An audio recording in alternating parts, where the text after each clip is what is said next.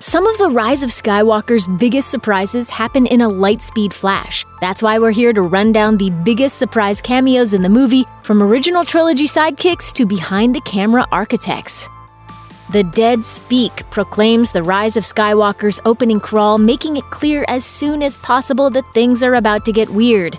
And weird they do indeed get, as we find Kylo Ren arriving at the planet Exegol in response to a mysterious broadcast from the somehow alive Sith Lord and Emperor Sheev Palpatine. A broadcast heard on planet Earth exclusively as a Fortnite cross-promotion. At last the work of generations is complete. The great error is corrected. Ren finds Palpatine, but that's no surprise. We've known since the movie's first trailer that he'd be back. More unexpected are the cameos from other past antagonists, particularly because of the unusual form they take. When Palpatine introduces himself as every voice you've ever heard inside your head, his voice shape shifts briefly into that of Supreme Leader Snoke, and then that of Darth Vader.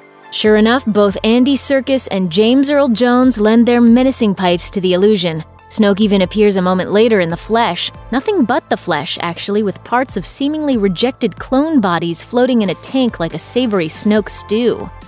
It's surprising to see Harrison Ford in Rise of Skywalker for a few reasons. Sure, there's the fact that non-Jedi have never appeared as Force ghosts in the movie before, an issue the film skirts by presenting Han Solo as a figment of his wayward son's memory rather than an actual specter. There's also Ford's infamous annoyance with the legacy of Star Wars. He unsuccessfully campaigned to get Solo killed off in Return of the Jedi, and will take great pleasure in telling you he doesn't care who shot first.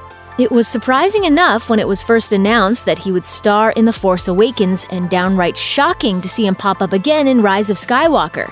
But Ford seems to enjoy working with Adam Driver, and we can guess he probably liked the idea of paying tribute to Carrie Fisher. That's why it's easy to overlook what could have been eye-roll-worthy fan service. From the moment we knew that the Rise of Skywalker would revisit the Endor system, we had to wonder if we'd be seeing some Ewoks. Sadly, the wreckage of the second Death Star isn't actually on the same forest moon we visited in Return of the Jedi, but on Endor's ocean moon. The hero's big knife chase brings them into contact with their new friend Janna and her very good space horses, but sadly, the adventure remains devoid of killer bears. That is, at least until the movie's grand finale. As the Final Order fleet falls, a montage, much like the one added to the special edition of Return of the Jedi, brings us to a few planets to witness the galactic victory celebration. That's when we're reintroduced to Wicket, played once again by Star Wars mainstay Warwick Davis, who was just 11 years old the first time he got zipped up into a teddy bear costume on Episode 6. Alongside him is Wicket's son, Pommet, played by Warwick's real-life son, Harrison. Wedge Antilles is something of a Star Wars good luck charm. Having survived all three major battles of the original trilogy, he was always there when Luke and the Rebel Alliance needed him, even if he never took up a lot of screen time. The character would go on to play a major role in plenty of expanded universe material, endearing him to a generation of superfans. It was surprising then that Wedge didn't make an appearance in The Force Awakens. At the time, actor Dennis Lawson was quoted as saying he turned down an offer to appear because it would have, quote, bored him. The actor later backtracked these comments, claiming that he would have accepted the role if not for scheduling conflicts. Whatever the case, he's there for a brief moment in Rise of Skywalker's climactic space battle, manning a gun turret on the Millennium Falcon. It's Star Wars tradition for behind-the-scenes crew members to make blink-and-you'll-miss-them on-screen cameos. The Rise of Skywalker continues this tradition of giving incidental background roles to hard-working creative types.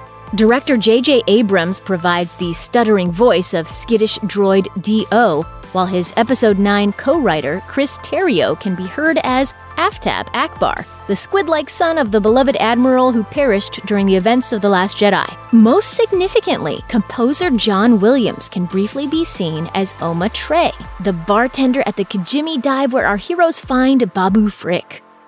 As the Rise of Skywalker begins, we learn that Rey has been continuing her Jedi training under Leia, focusing specifically on the effort to commune with the spirits of past Jedi.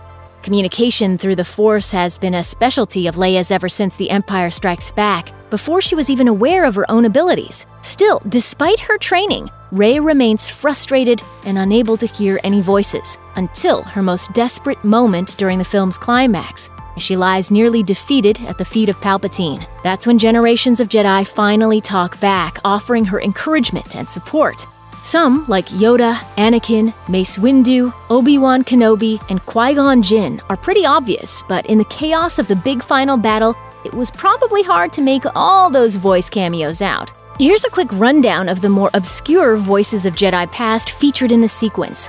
Adi Gallia first appeared in The Phantom Menace, but most fans know her best from the animated Star Wars The Clone Wars series. Similarly, Luminara Unduli and Aayla Secura first appeared in Attack of the Clones, but both are best known from Clone Wars.